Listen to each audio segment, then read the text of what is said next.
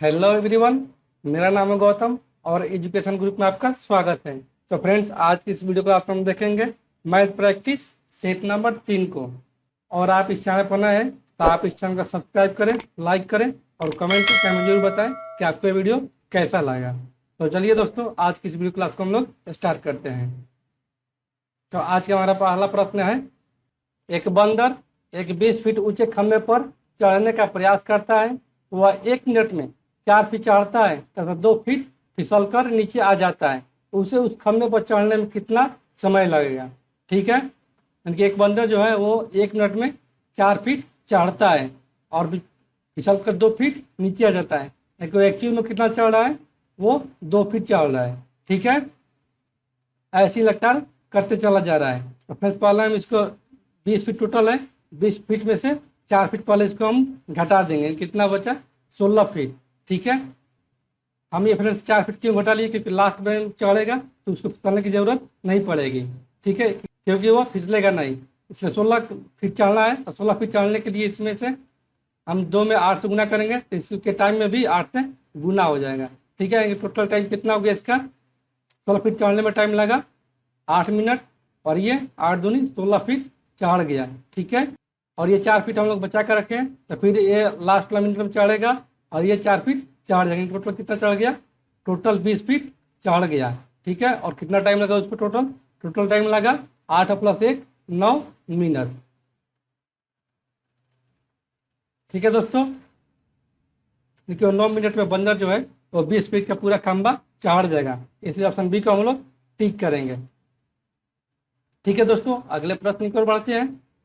अगला प्रश्न है, दिए गए त्रिभुज एबीसी में बीपी बराबर में 3 AP है और क्यूसी बराबर में 3 AQ है तथा बीसी बराबर में 36 सेंटीमीटर है, तो पीक्यू बराबर में क्या होगा? यानी कि वो त्रिभुज यह है फ्रेंड्स।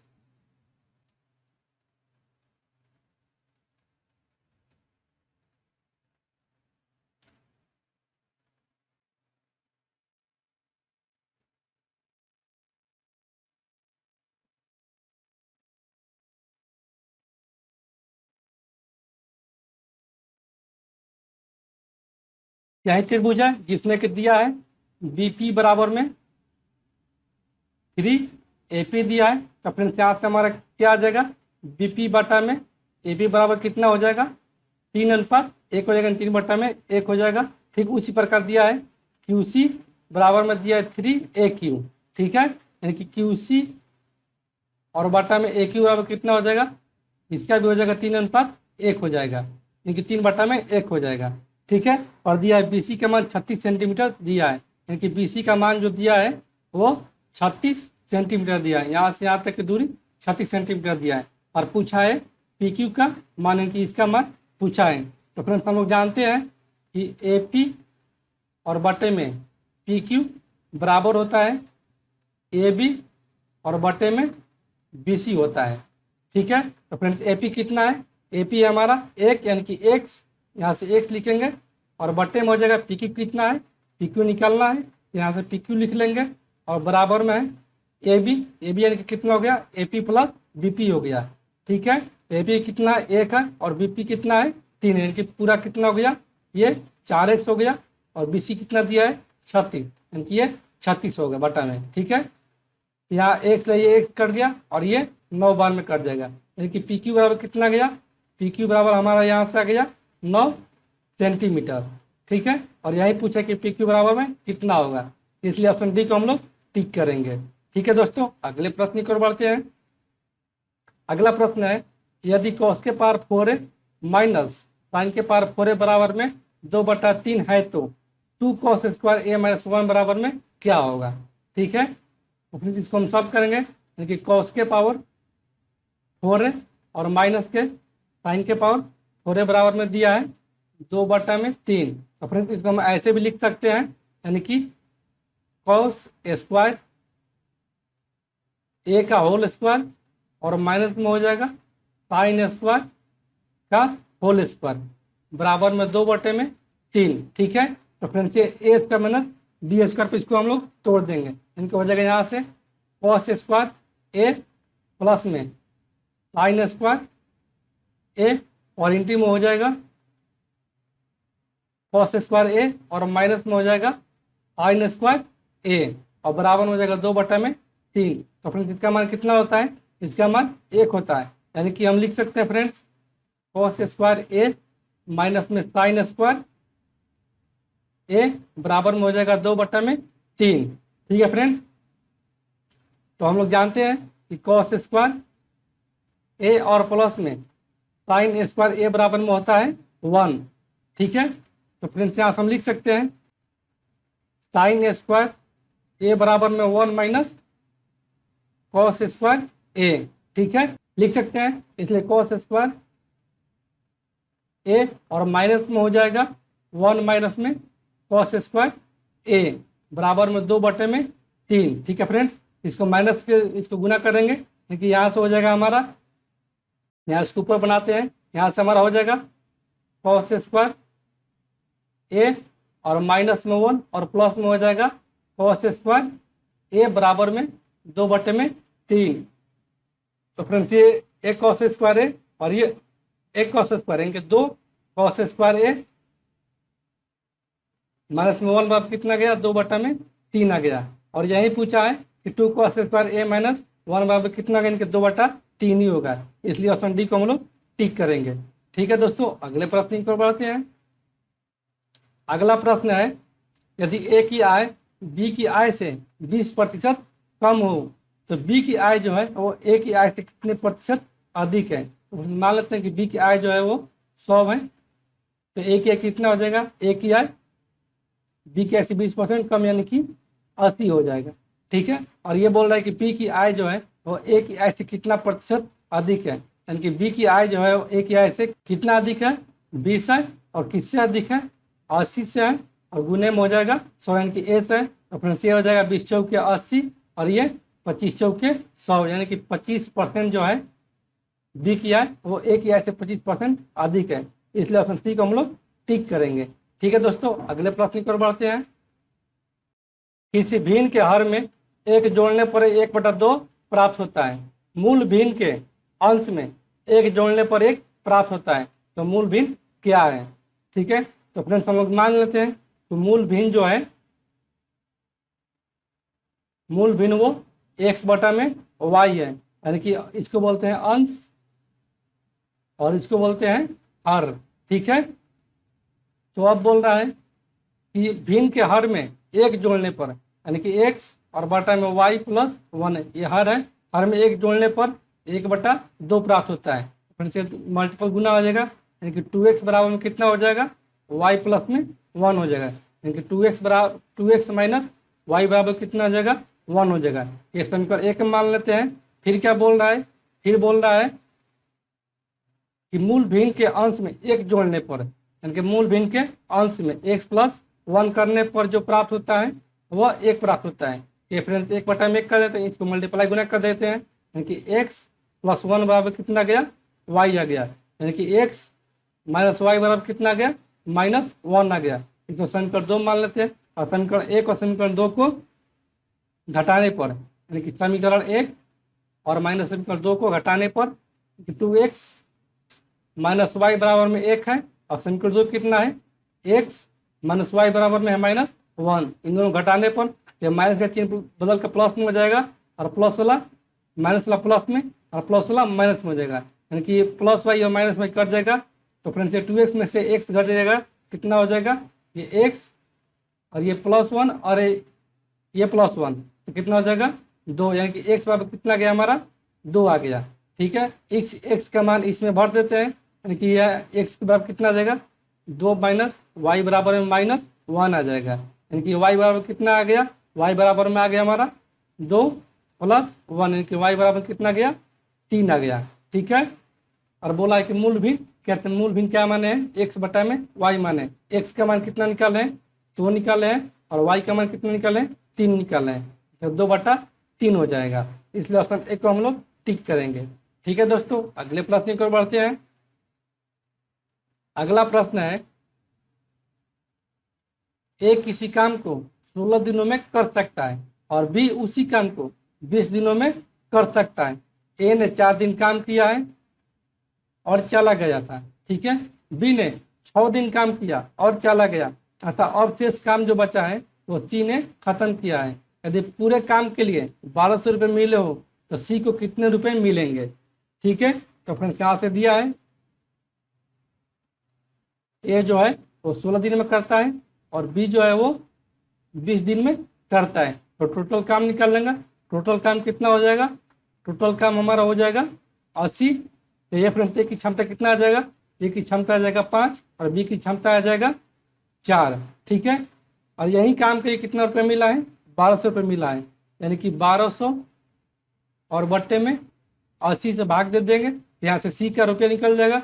सी का कितना आ जाएगा? सी का आ जाएगा 15 रुपया।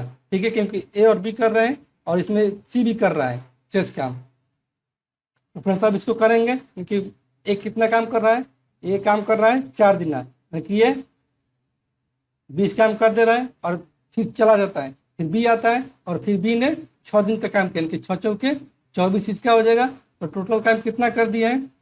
टोटल दोनों काम कर दिया है 44। ठीक है, और काम कितना बच गया? और जो काम बचा है वो सी कर रहा है।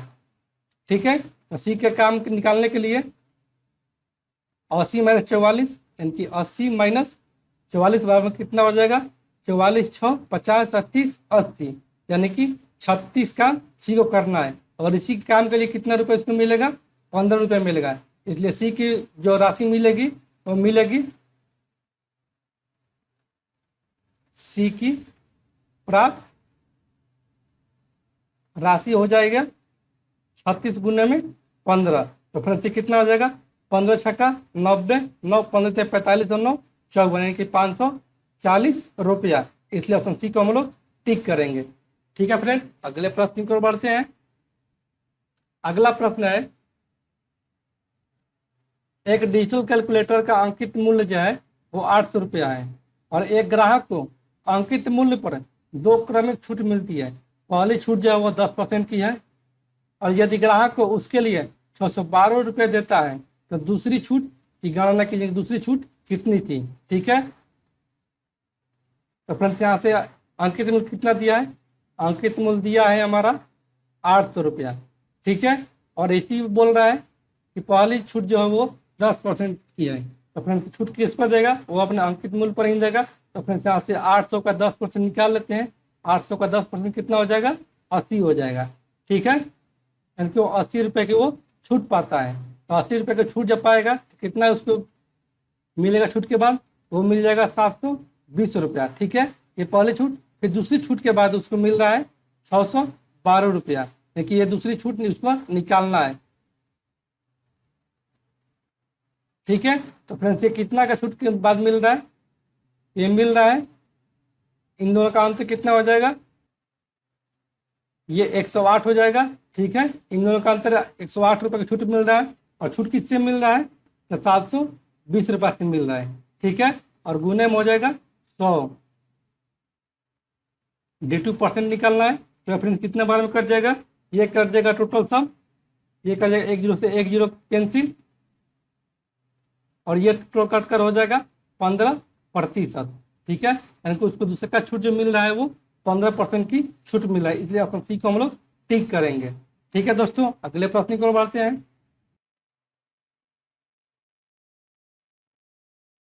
अगला प्रश्न है, यदि x माइनस 8 x+2 और 4x+4 का औसत 10 है तो संख्याओं का गुणनफल ज्ञात करें। ठीक है, तो अपना हम लोग पिछले ही वीडियो में पढ़े थे कि संख्याओं का औसत बराबर में होता है टोटल संख्याओं का योग और बटा में होता है नंबर ऑफ संख्या। तो फ्रेंड्स यहाँ से निकालेंगे इसका औसत, यानी कि x प्लस में x माइनस 8 प्लस में हो जाएगा x प्लस में 2 और प्लस में हो जाएगा 4x प्लस में 4 और बट्टे में हो जाएगा कितना? 1 2 3 और 4, यानी कि बट्टे में 4 और इसका औसत कितना दिया है? 10 दिया है। तो फिर से कितना हो जाएगा इसका योग? 2x 3x और 4 7x, यानी कि 7x और यहाँ से हो जाएगा 4 और 2 6, यानी कि -2। 7x माइनस 2 बराबर में हो जाएगा 10 गुने 4। ये गुना, ये भागा में है, इधर जाएगा तो गुना में हो जाएगा, यानी कि 7x माइनस 2 बराबर कितना गया? 40। ठीक है, तो फ्रेंड्स 7x बराबर कितना आ जाएगा 40 प्लस में 2 यानी कि 42, यानी कि x बराबर कितना आ जाएगा, x बराबर में आ जाएगा 6, यानी कि x बराबर में आ गया हमारा 6। ठीक है, और वो संख्या कितना है, ये 6 है यानी कि x है, और फिर x माइनस 8 है, x माइनस 8 यानी कि 6 माइनस 8 ये -2 आ जाएगा।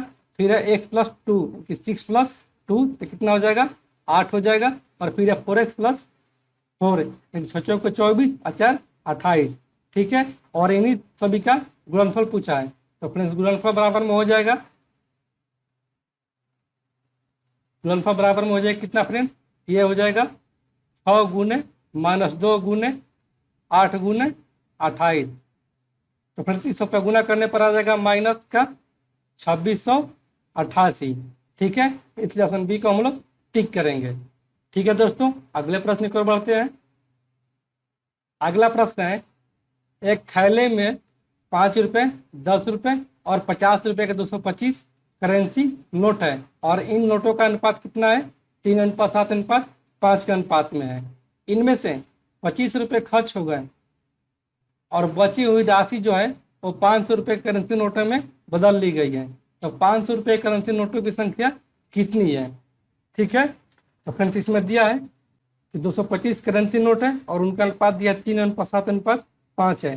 करेंसी नोटों की अनुपात कितना दिया है, 3:7:5 है, और इन्हीं सभी का योग कितना दिया है, इन्हीं सभी का योग दिया है 225। तो फ्रेंड्स कितना हो जाएगा 7 5 12 3 15, यानी कि 15 बराबर में हो जाएगा 225। तो फ्रेंड्स एक बराबर कितना आ जाएगा, एक बराबर में आ जाएगा 15, यानी कि ये जो 5 रुपये के नोटों की संख्या है वो कितना हो जाएगा, ये हो जाएगा 45। ठीक, और ये हो जाएगा कितना, ये 15 7 105, और ये हो जाएगा 15 5 75। तो फिर सब राशि कितना हो जाएगा, ये 5 रुपये के नोटों की संख्या कितना है 45, तो इसका हो जाएगा 225 रुपया हो जाएगा। फिर इसका कितना हो जाएगा 10 रुपये वाला, 10 रुपये हो जाएगा 1050 रुपया, 50 रुपये कितना हो जाएगा, ये हो जाएगा 3750 रुपया हो जाएगा। ठीक है, इनके टोटल रुपये कितना हो गया, टोटल रुपया हमारा हो गया 5025 रुपया। ठीक है,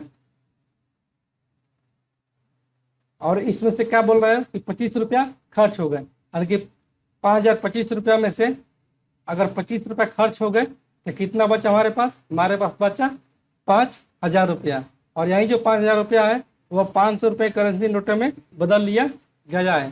तो 500 रुपये करेंसी नोटों की संख्या कितना हो जाएगा, यानी कि भागा दे देंगे 500 से, क्योंकि 500 नोट में बदलना है, ये फिर कितना हो जाएगा, ये कर जाएगा 10 बार में, लेकिन 500 के करेंसी नोटों की संख्या 10 आ गया, इसलिए ऑप्शन बी को हम लोग टिक करेंगे। ठीक है दोस्तों, अगले प्रश्न की ओर बढ़ते हैं। अगला प्रश्न है, 14,958 को किसी संख्या से भाग देने पर भागफल जो 157 प्राप्त होता है और शेषफल 43 प्राप्त होता है, तो भाजक ज्ञात करें। ठीक है, यानी कि 14,958 रुपया को किसी संख्या से भाग दिया जाता है तो भागफल 157 आता है और शेषफल कितना आता है, वो 43 आता है। ठीक है, तो फ्रेंड्स हम लोग जानते हैं कि भाज्य बराबर में होता है, कि भाज्य बराबर में होता है भाजक गुणे भागफल और प्लस में होता है शेष। ठीक है, तो फ्रेंड्स यहाँ से क्या दिया है, यहाँ से दिया है हमारा भाज्य कितना दिया है 14,958 रुपया, यानी कि 14,958 रुपया बराबर में हो जाएगा भाजक यानी कि x गुणे में भागफल 157 और प्लस में हो जाएगा 43। ठीक है, तो ये फ्रेंड्स प्लस में इधर आएगा तो ये माइनस में हो जाएगा कि 14,958 और माइनस में हो जाएगा 43 बराबर में कितना हो जाएगा 157x। ठीक है, तो ये फ्रेंड्स कितना हो जाएगा, ये हो जाएगा 14,915 रुपया।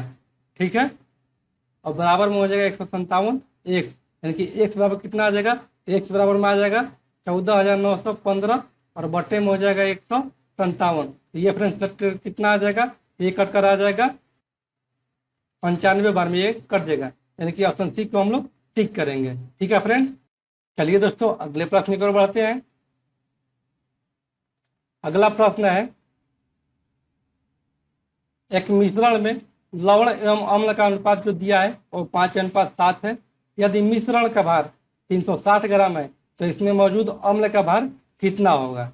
ठीक है, देखिए टोटल मिश्रण का भार कितना दिया है, 360 दिया है, और अनुपात में कितना दिया है, 5:7 दिया है। लेकिन टोटल कितना हमारा हो गया अनुपात में हो गया 12, और यहीं ग्राम में कितना दिया है, 360 ग्राम दिया है। 1 यूनिट बराबर कितना हो जाएगा, 360 बटे में 12 यानी कि 30 ग्राम हो जाएगा 1 यूनिट बराबर में। ठीक है, इसने क्या पूछा है, इसने पूछा है कि मौजूद अम्ल का भार कितना होगा। तो अम्ल का अनुपात कितना दिया है, अम्ल का दिया है 7 यूनिट, इसी 7 बराबर में हो जाएगा 30 गुने में 7 यानी कि 210 ग्राम। इसलिए ऑप्शन डी को हम लोग टिक करेंगे। ठीक है दोस्तों, तो आज के लिए बस इतना ही, फिर मिलते हैं एक और नए वीडियो के साथ। तब तक के लिए धन्यवाद। अगर आपको